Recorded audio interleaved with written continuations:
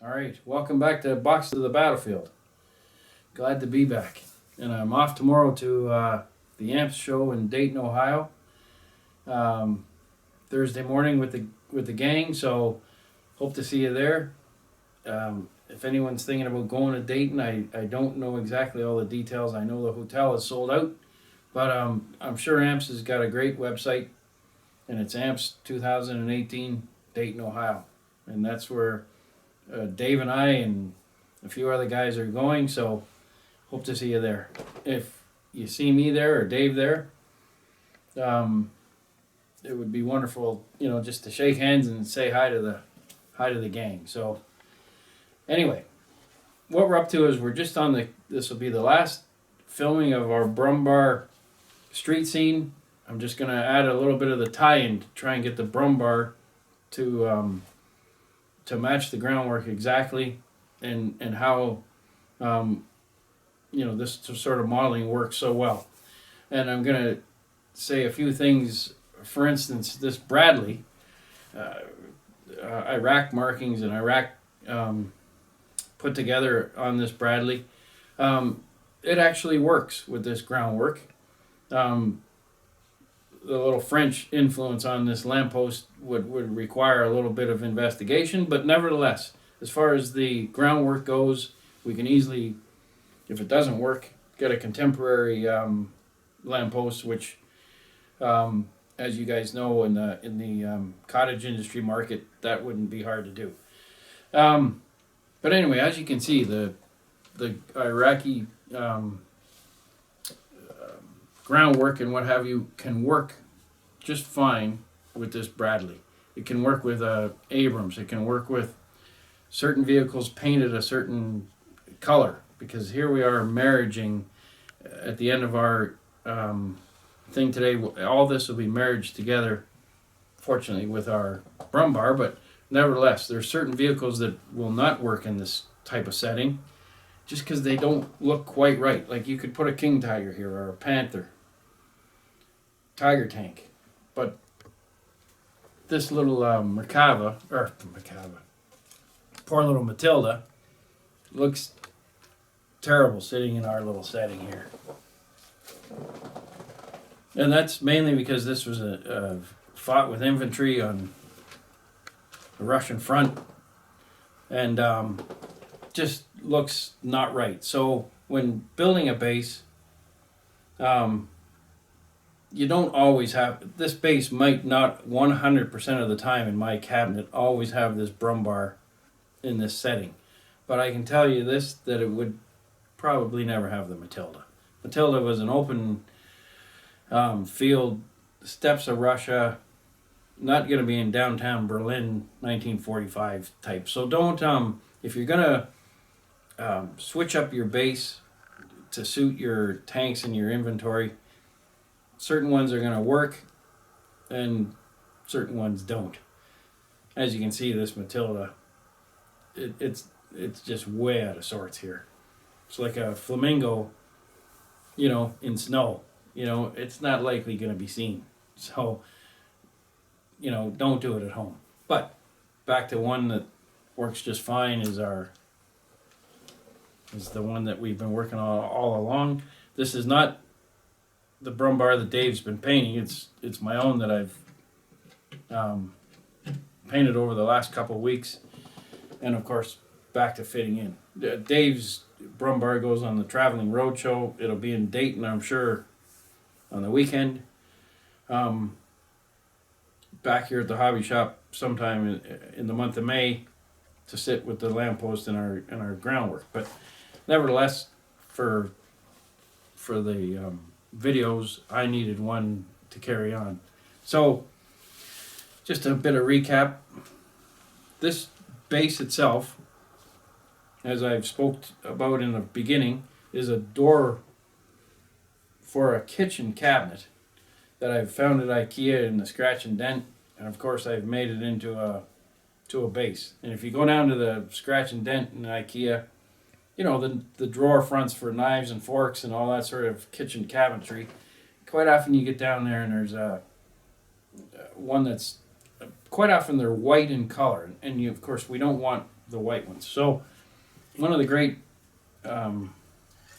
ways to change that up, of course, is to use this stuff, this metallic paint and primer all in one, Rust-Oleum, and this is I think a rubbed bronze, but it's perfect for this kind of.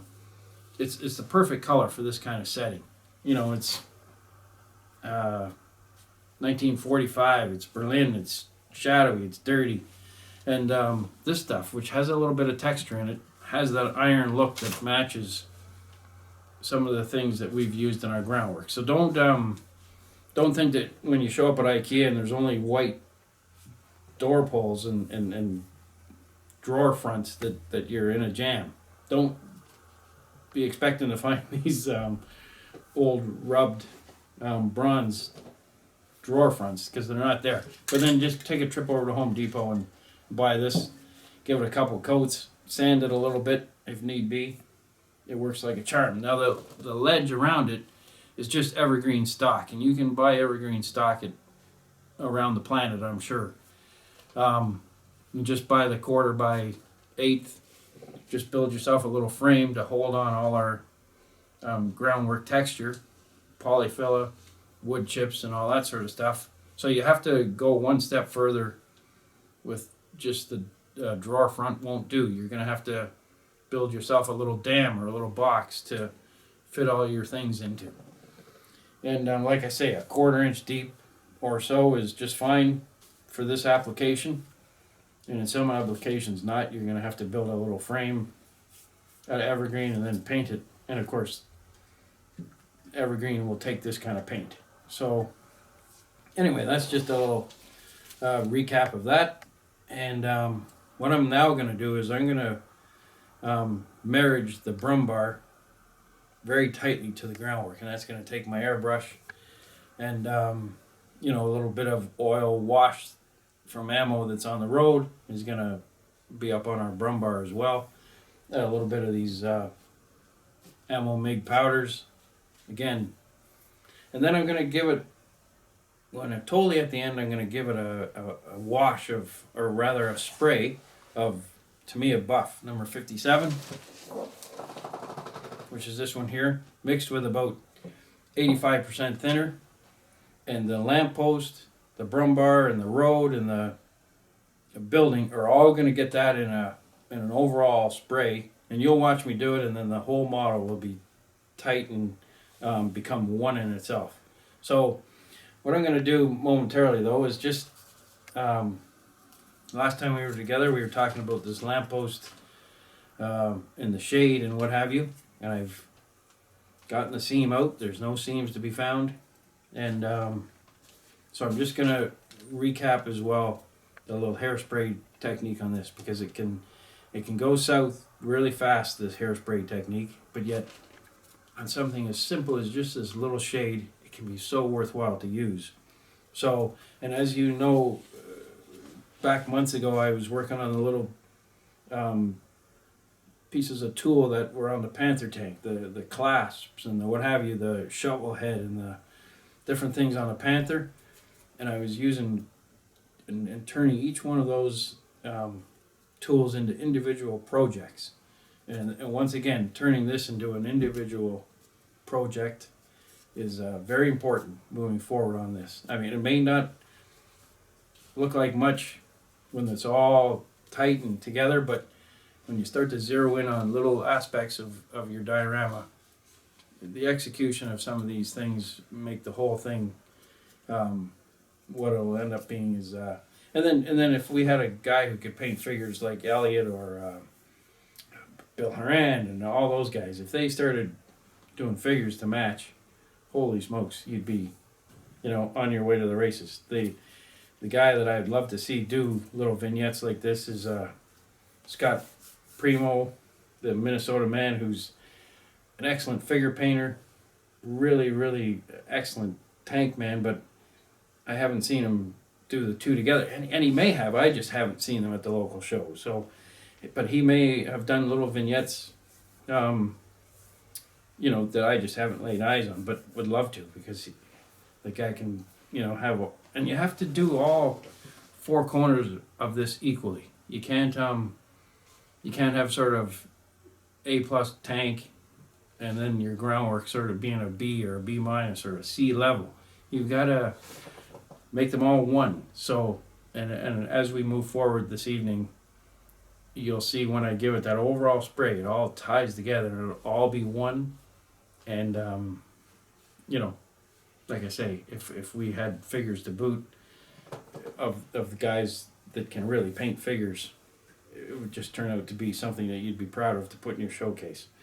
So anyway, let's just recap a little bit of hairspraying, and then we'll tie this all together, and there we go. Thank you so much, and we'll catch up to you in a second.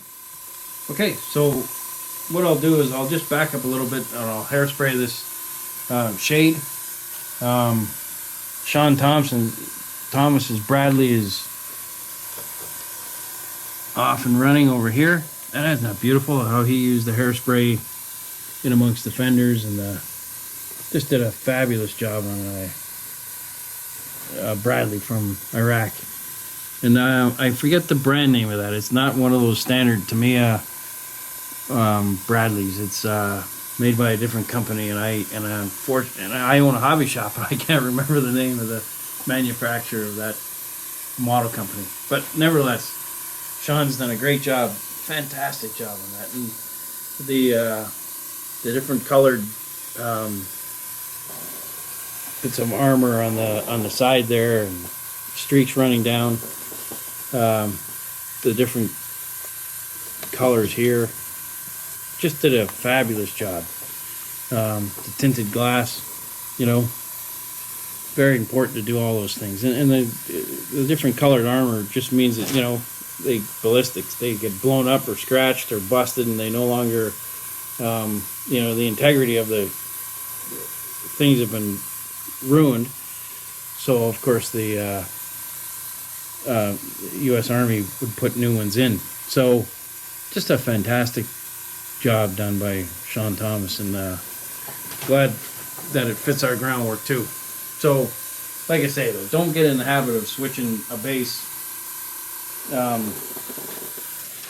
Don't get in the habit of sharing the base with different tanks. It just doesn't work. Ours is for the new Tamiya Brummbar. Sean might be working on a groundwork for his Bradley, and as I showed you, a different groundwork altogether for that Matilda over there. So I'm just going to recap doing this, because the hairspray, working with hairspray is, I know Mike will be the first one to admit he didn't invent it, but he certainly mastered it. And for all of us to take advantage of him being a pathfinder, and this has been fantastic. So anyway, let's finish off this shade. So very, very key to all this is mixing your Tamiya paint, which is our white XF2, and water. And water is the key component to using the hairspray. Just use the water, dip it in your airbrush, mix it around with the water. Just mix that up in there.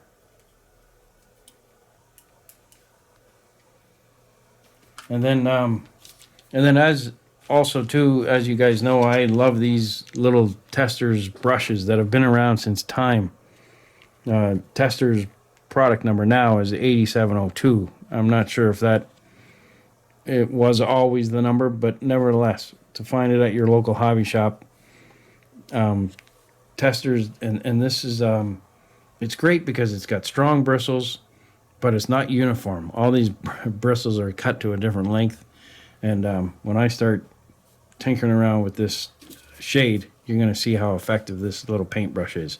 So let's give it a little airbrush, and I'll do mine in white this time. I'll just do the whole shade in white, and we'll take it from there.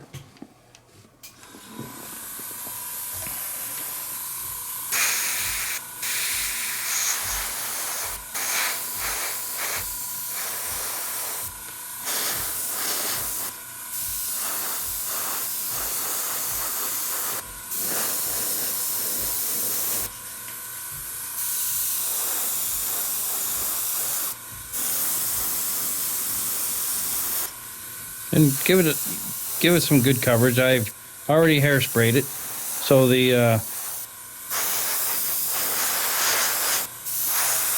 hairspray is between the dark brown chocolate color I had and this white going on now. So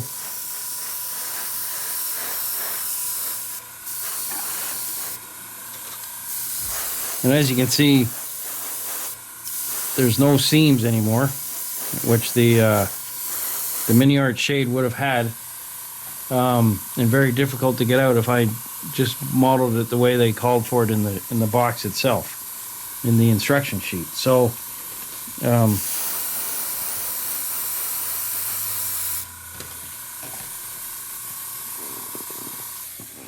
we're just going to let that paint just dry just briefly. And here's the hairspray that I've used, and you can get that at your local pharmaceutical store. And it's a 3 hold. There's obviously 5 hold, but 3, the medium one, is the one that you want to get. And key to it is mixing it with water. I think American beer probably works because it's near water. Okay, let this just dry for another minute or two. So to recap from other times that I've talked about using hairspray, about a half an hour ago, I gave this little shade a spray with the hairspray. Let it thoroughly dry for half an hour. Then I came back just before filming started and I sprayed it a second time, just a light little misting. And then from there, within about 5 minutes, as you guys just saw, I airbrushed it with the white Tamiya XF2 mixed with water as your carrier, as your thinner. If you accidentally use lacquer, you can still get the job done, but you're going to have to scrub. You're going to have to scrub extra hard. And so if you accidentally, and the best thing to do, guys, is just take this out of your modeling room while you're going to go through this process, because I must admit that I've put my formulas together with XF2 and lacquer thinner and then sprayed it over hairspray, and of course realized my error and had to scrub, and just not the same result. So take this right out of the modeling room, use water, and there won't be any confusion. And guys come into the hobby shop and they say, Dave, I followed your instructions on things, and then the first thing I do is ask them what kind of thinner did they use for the final coat. And as soon as they say lacquer thinner, of course, problem solved. We know what the problem is. But anyway, let's carry on. So here's our water, and it's just lukewarm water, our tester's paintbrush. And we'll just get the water to sit there for a second. Oh, it's really coming off. I haven't let it sit too long. So maybe we'll just let it sit a little extra long. As you can see, it's coming off fairly easy. Almost too easy. So let's just put this lamp down for a second and let it sit a little longer. See, it's coming off in sheets.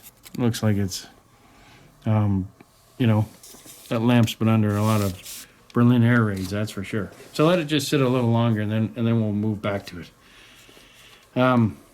Okay, now our little debris field that we've worked on our Brummbar. All these little pieces of lumber are very important.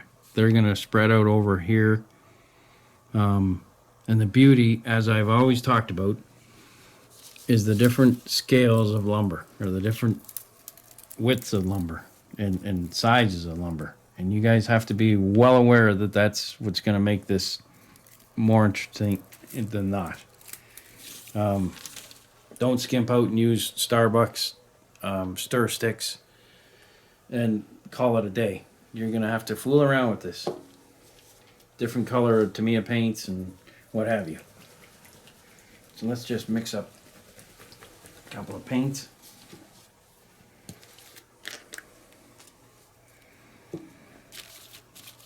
And here's a piece of lumber that I just found at the dog park. Obviously, someone thought it was going to be used for a toss stick for a German Shepherd or something, and it didn't work. But even better for me. Now we can incorporate it into some groundwork for a diorama. And you look funny, eh? You're leaving a dog park, or you're leaving different places, and you've got stones, and you've got a little Tim Hortons coffee cup with pieces of stick in them, or old roots from, somebody's pulled up bushes and stuff. But you need all that stuff. And anyway, this is the perfect kind. It's full of, it's just a pine, and it just breaks down. So use a utility knife, just break some off. And look at all these little pieces here. And cut yourself about 20 of them, because you're only going to use 10 of them, but you might have to use, create a little inventory of sticks that do or do not look right in 35th scale. So you bust off a few of those.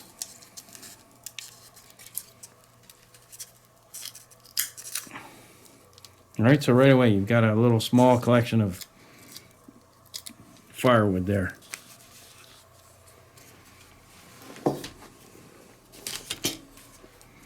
Then just take your tweezers and a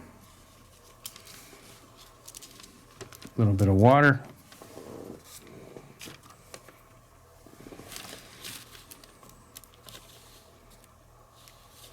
And just simply paint them.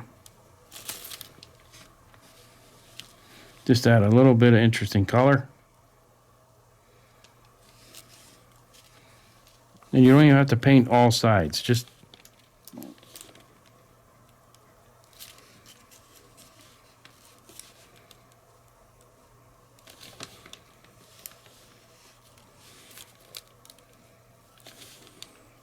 And what these are, guys, they're just little pieces of the house that obviously the Brummbar has flattened and crushed.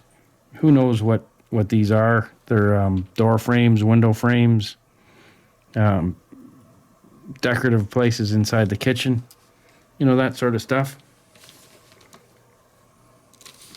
Old cupboards, old kitchen cupboards that have been blasted and shelled and everything else.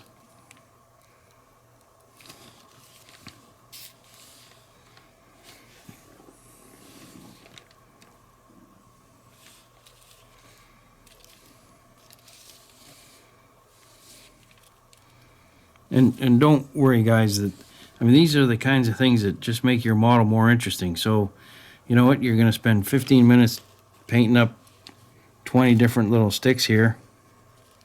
And as you can see, I've painted, all kinds of sticks, and I have all kinds of different things going on. Our little thing that we filmed last time with the hinges that have blown out in the door frame. And so as you can see, I have an inventory now of about 40 different pieces. And you certainly don't use them all. Some of them just don't read right on your diorama.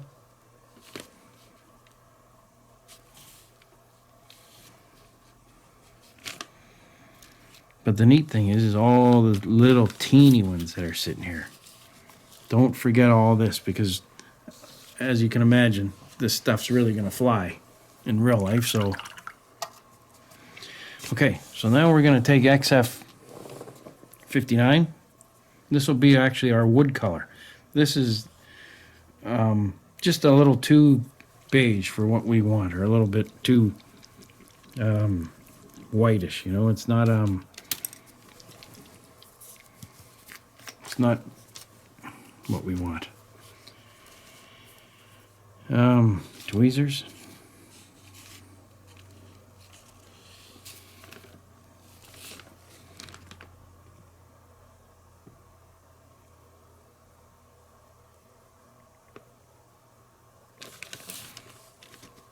And I'll just do one or two of these, let them dry, and then we're going to put an enamel wash on them.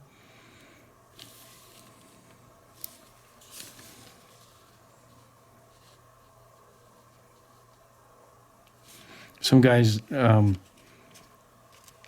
a candle, set the odd little piece on fire a little bit. Great idea.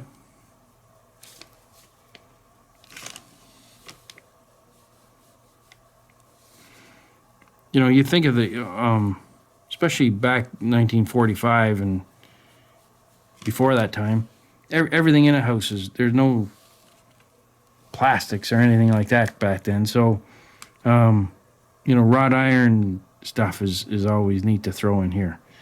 Also, keep in mind that staircases and stuff like that. So you're gonna get pieces of the staircases all busted up and possibly in your diorama.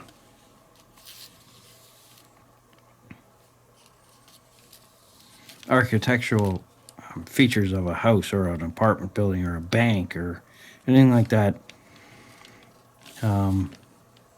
Great additives for, strengthening your model. And most of, especially the guys who haven't done a lot of this, very common just to see Starbucks, stir sticks as the beginning and the end of their structures that have been knocked down by Brummbars and, B-17 flying over the head and landing in Berlin with all their tons of bombs. Suddenly there's a field of Starbucks stir sticks remaining, and that just isn't the case. You gotta do what I'm doing here. You gotta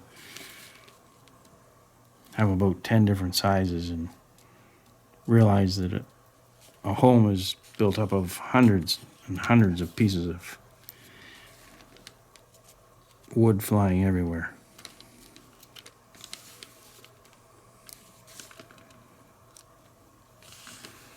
Okay, just maybe one more. Just these little small ones here.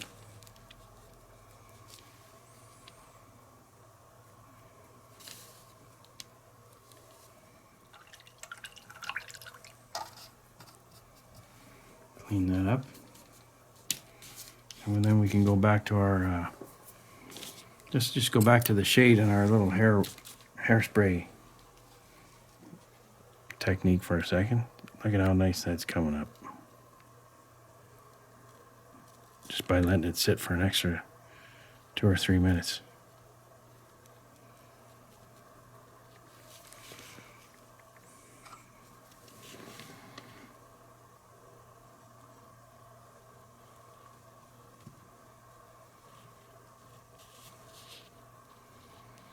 And remember that if you're in downtown Berlin and a shade is all bashed like this one's going to be, it's right at the tail end of the war. I mean, this type of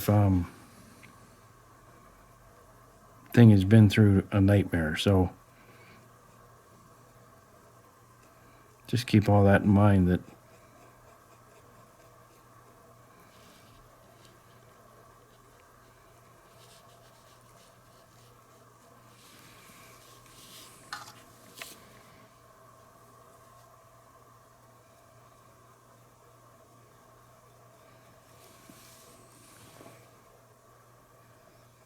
just let the water sit on there a minute. Activate the hairspray.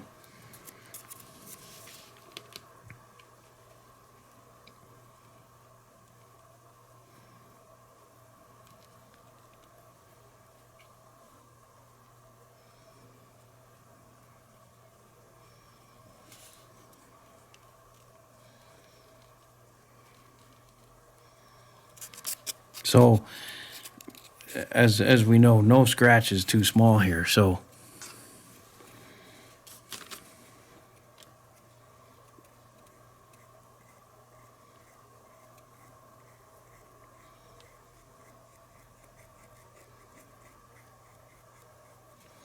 see the nice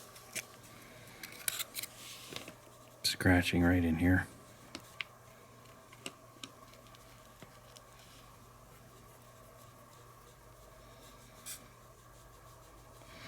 Now, guys, it's good to practice on something like this little shade here. As you know, we've had to put this down for 5 minutes because the hairspray and the paint weren't quite dry, the white paint. So, you know, it's not a perfect it's not a perfect thing using the hairspray. You know, something small like this sometimes can have too much hairspray on it, and it puddles along. Just gravity sends it down to the bottom here, and then when you go to activate it, man, oh man, it comes off in sheets. So, you know what? This isn't something that you're going to learn overnight watching my videos. This is something that, you know, you're going to take a shelf queen, and you're going to develop your own little techniques a couple of times. You're going to get, you know, familiar with it. Also, too, you might not be able to find this type of hairspray at your local store. So, you know, there might be other different characteristics.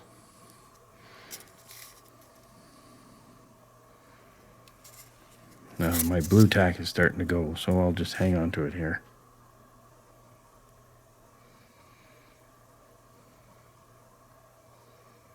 But look at that nice.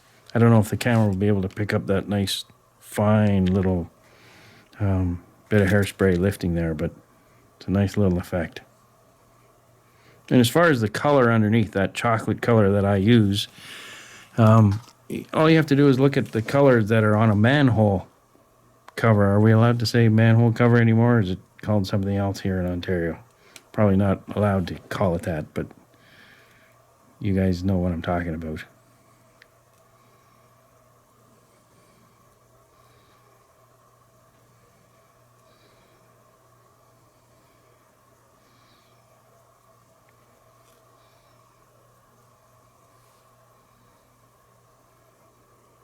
But anyway, yeah, so you can see the brown coming up. And so the chocolate brown is showing off beautifully.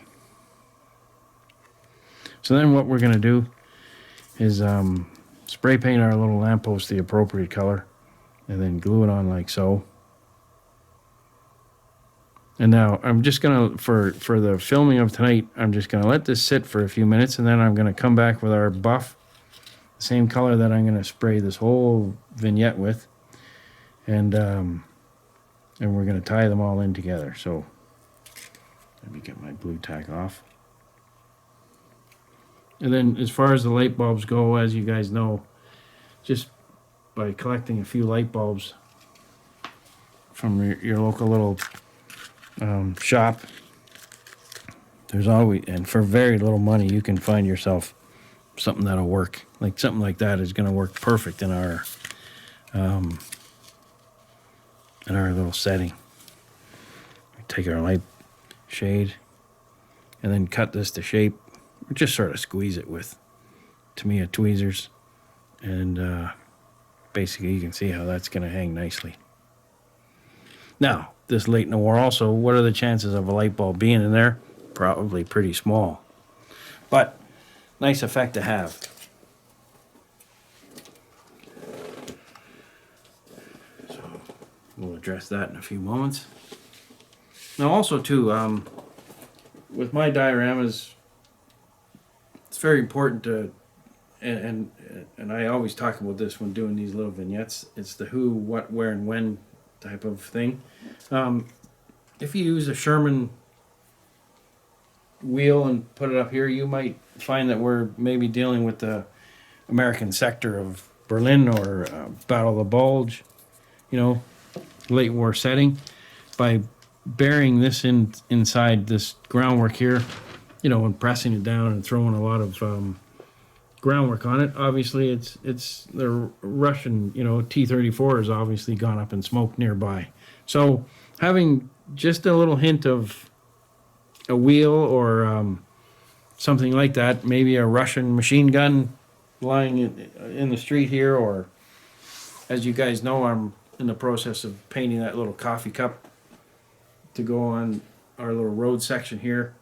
That obviously doesn't answer the who question because we all drink from the same cups, but nevertheless, little pieces of tank, you know, hatches off of a Sherman versus a hatch off a T-34 can help identify, without going too far into it, you know, where this Brummbar might have traveled and who it's fighting against as far as our allies. The Canadian, something Canadian in here beyond a hockey stick, might be a nice effect, So, and this vehicle didn't fight at Artona, but this particular version of the Brummbar didn't. So, you can't suddenly have your nameplate say Artona, Christmas time, 2 years earlier. So you can't do that kind of stuff and get away with it. You have to, properly set your history based on, a particular model of a tank. So be careful of that. Don't get caught up in that kind of stuff. Don't suddenly put this in the Sahara Desert in El Alamein or anything like that. It doesn't work. All right, let's get the Brummbar settled in. Now, obviously, this for filming purposes, we're going to do this and pretend that the wheels are on and the plates are on the sides and the hatch.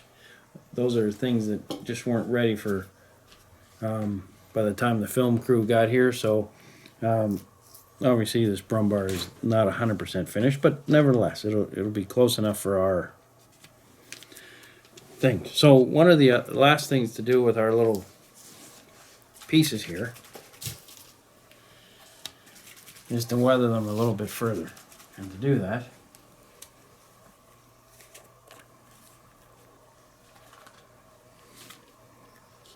I just use a little bit of ammo MIG. I think it's number 1000. Wash for German dark yellow tanks. Just pour a little out. My favorite color. I'm going to put some on the street as well as on the little pieces of lumber here. Once that XF59 is dried, just give it a nice little coat. And this is just regular little thinner mixed with a bit of the MIG.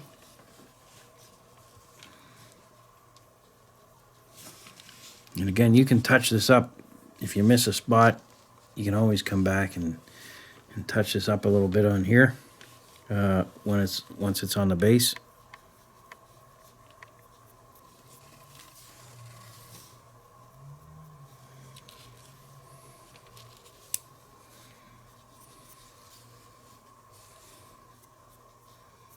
And some of these you're not going to touch with this. Some of these, obviously, when the wood snaps and breaks, we've all seen what color that becomes. But also too, the dust and everything from a broken down building, it flies everywhere, and even though there's some fresh breakage in this bit of lumber here, it gets covered up quickly with all the dust and the what have you, that insane things that went on in September 11th. One of the things filmed from far, far back, hundreds and hundreds of feet, was that plume of dust that just seemed to not settle for hours. So obviously we're not talking about that kind of destruction in our little building here, but dust is dust. It flies everywhere.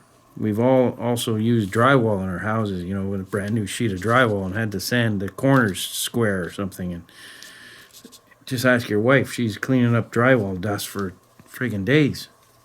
So it just gets everywhere. So then, even though we have freshly broken pieces of wood, they're absolutely covered in dust within minutes or seconds. So keep that in mind too when you're putting this out. All right, so what we're going to do now is we're going to take the same color, which is, like I said, it's ammo MIG number 1000, and a little bit of thinner.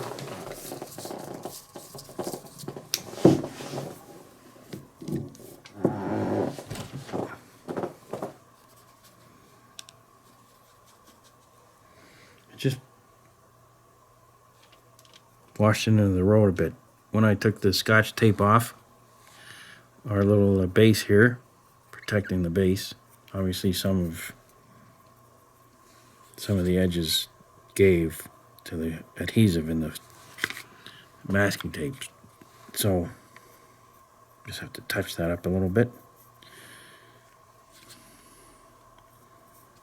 Plus too, as you guys know, these buildings are full of plumbing.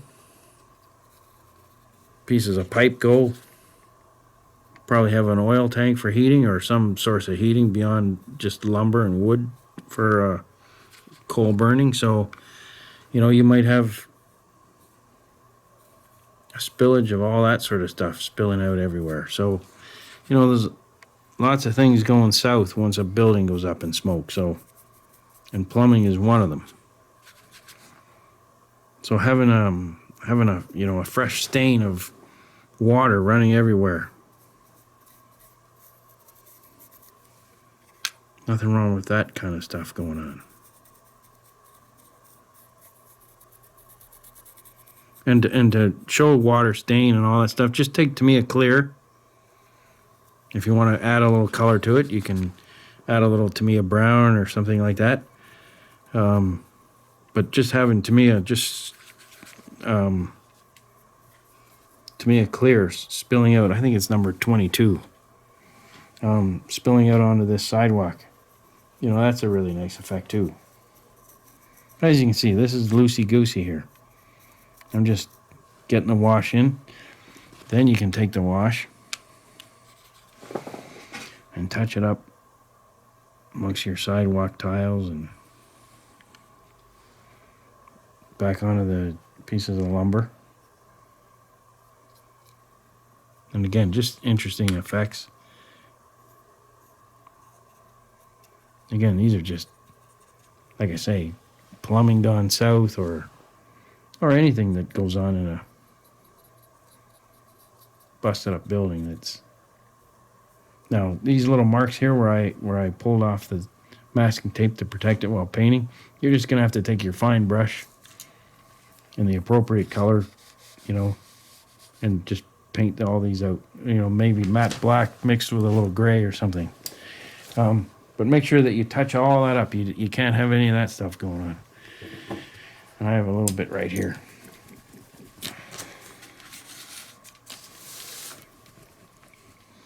Okay, so I'm just gonna let those pieces of lumber dry a little bit. I put the MIG wash on them. So in the meantime, when I took the masking tape off to protect the base from getting overspray and what have you, then you have to spend 15 minutes just touching this up. And this is one of the things that drives me crazy. I go to a model show and the guy's got a beautiful vignette like this, but his base he's never gone back and touched up the little, and it just takes away, you know, it's just,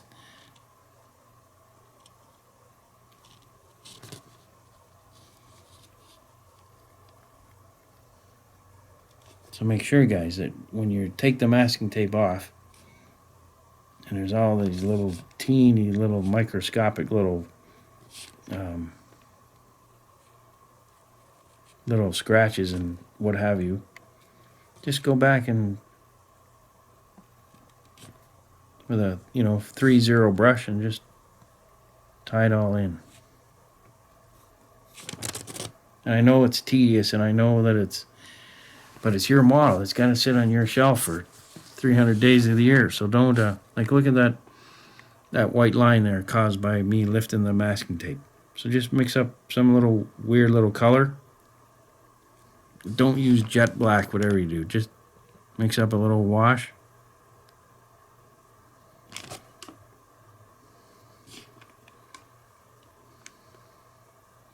And you can use brown, you can use Tamiya khaki, you can use any color you want that's already, common with your vignette.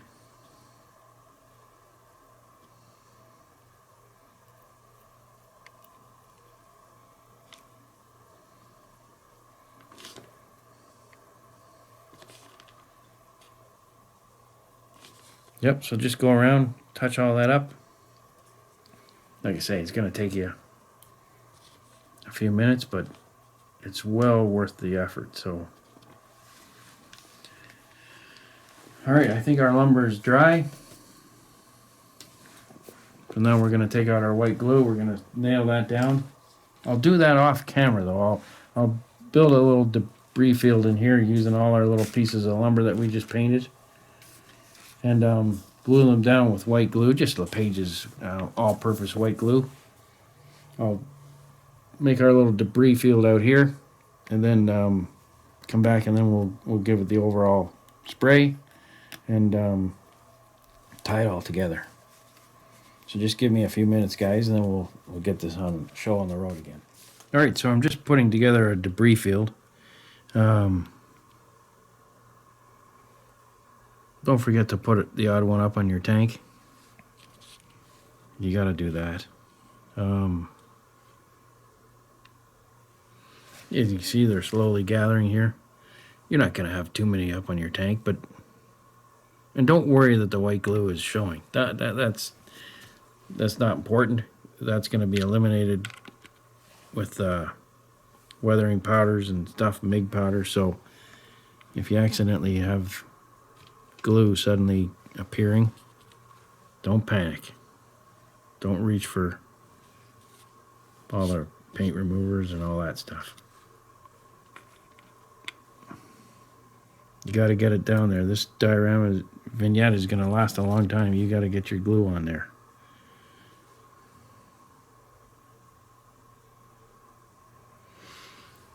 And it's hard to sometimes make it look random.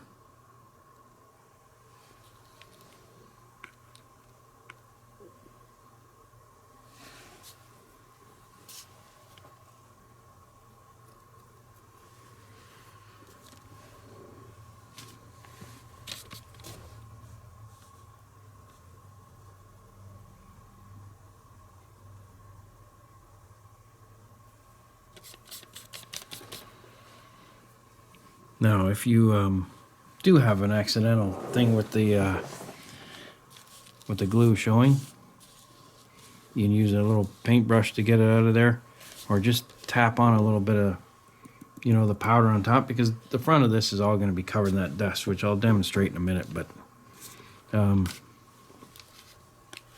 it's all these little teeny ones that are all these little teeny little fibers that are important on your diorama. So make sure you get them on.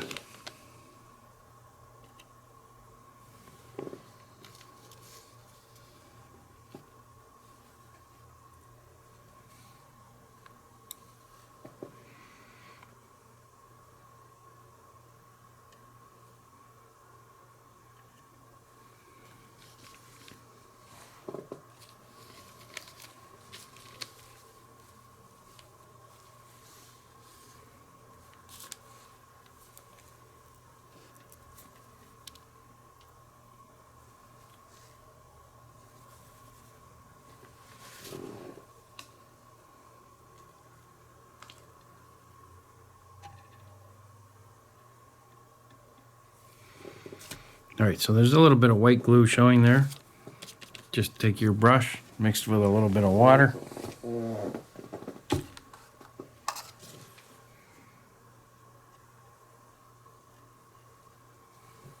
Just lift out the glue. And then to disguise the glue a little bit,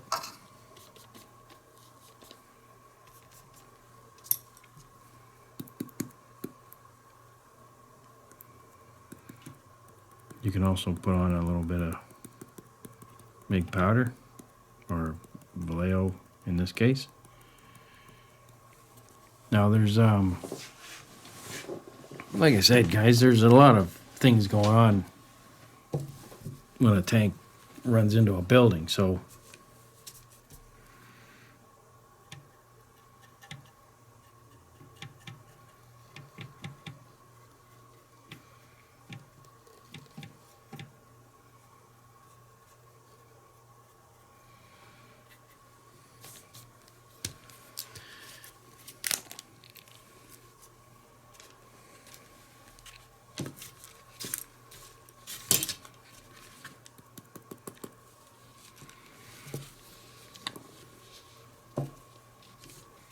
Just take your colors,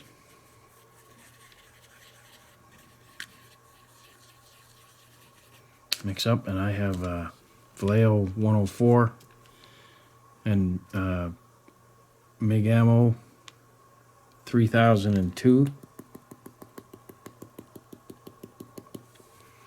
Just mix up a little bit of a sort of a concrete color. This might need a little more white, but for now we'll just dab it on.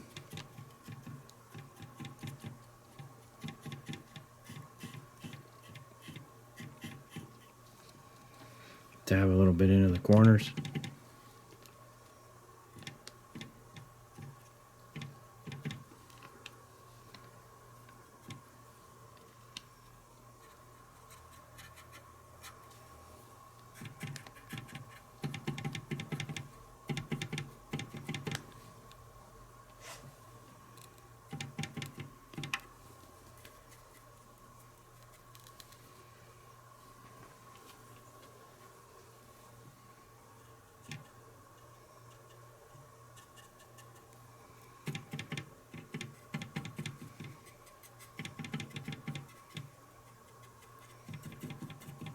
Now you guys can understand why I didn't want to do this to Dave's beautiful Brummbar.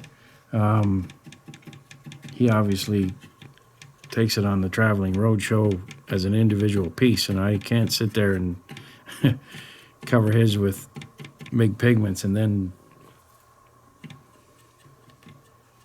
just sitting on the table with no explanation as to why they're there without this bit of groundwork. So just keep that in mind, that the Davies Brummbar is live and well. It's just not, I just don't want to do, all this stuff to it. So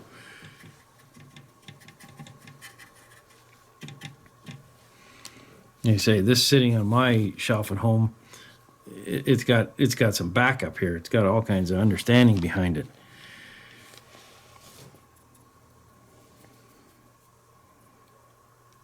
It isn't quite glued down yet, 100%, but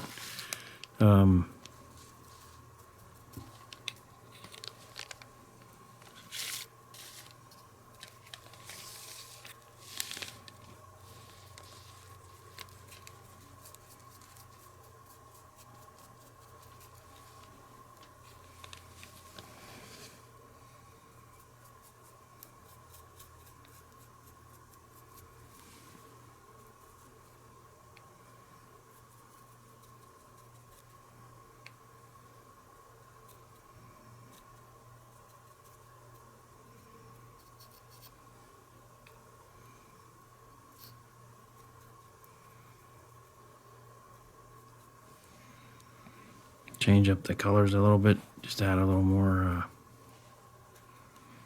the darker color just for interest's sake.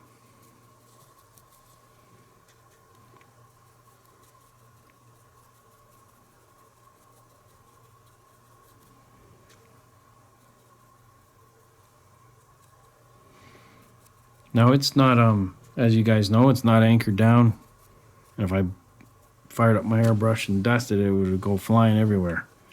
So nice way to put this down is just to take X20 and then just drop it everywhere you want to go, and then it'll add as a pigment fixer. It's just an economic way to do it. You can get, as you guys know, the pigment fixers from different companies, but I sort of take the Mike Rinaldi route of using X20, and it seems to work just fine. So, and don't forget, you've got a really neat piece of lumber here with the hinges missing. So put that somewhere, where everybody's going to see it. Just line it down like that and put a little dab of glue on it. Figure out where it looks the best, and maybe somewhere like that. So let me just put a little bit of cement on it.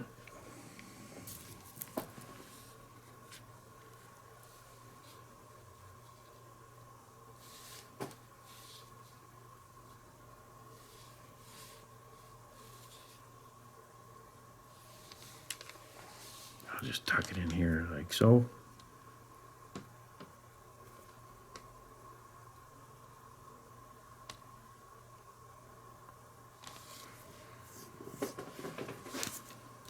And then the final thing to do, and maybe I'm not going to do it quite yet because I don't have the tires on, I don't have the wheels or the plates. So, but the next thing to do, and I'm just going to talk about it more than I am going to actually demonstrate it, is to fire up your airbrush with tons of thinner. Like I would say the 85% thinner. And I'm only not going to do it tonight, only because not everything is hardened down with the white glue. Pigments are a little loosey-goosey, and if I anchor them down, that's one thing. It's just going to take a while to dry. So take your XF20 or your pigment fixer, one or the other, dabble it on top of all the pigments here. We'll just pretend that I'm doing it. And then take your airbrush and XF57, and from about this distance away, maybe 10 inches away, very low pressure, maybe 10 pounds PSI, and like I say, lots of thinner, maybe even higher than 85%, maybe as high as 90%, and then just mist on over the whole vignette. Protect the iron colored, the base itself. Protect that with masking tape again, and then just mist on over the decals, over the the hatches, over the shade and the lamppost, and just mist on this color from about 10 inches away. Just a couple of passes, 2 or 3 passes, and your whole vignette's going to merge to one, and it'll just anchor it right into it.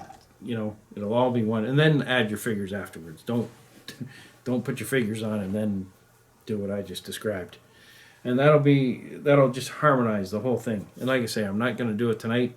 Time is run out, but I wanted to do it once the wheels are on and the side skirts. I'm going to hairspray a couple of those and bang them up and whack them. So time just didn't allow me to get to that. But if you look back on the last vignette episode that Dave Forrest did on the side skirts, he went into hairspraying and that sort of thing on the side skirts on his Brummbar. So just follow and go backwards to find Dave's. I think it was his last one that he ever did. So, and then Dave and I are going to take a small break. It's the beginning of May 2018. Dave and I are going to take about 3 weeks off and come back, and I'll start right back up with my Zimmer-rated King Tiger and the shell hits. So that's what to look forward to. And then I'm going to use the Battle of the Bulge Sherman coming up as well. That'll be for later in the season. So we've got a whole bunch of things to show you guys, lots of tricks and what have you. So we're going to, like I say, take about 3 weeks off, and we'll be back 1st of June and get right back on it again. So thanks so much for watching Box to the Battlefield, and we'll see you soon. Thanks so much. Take care.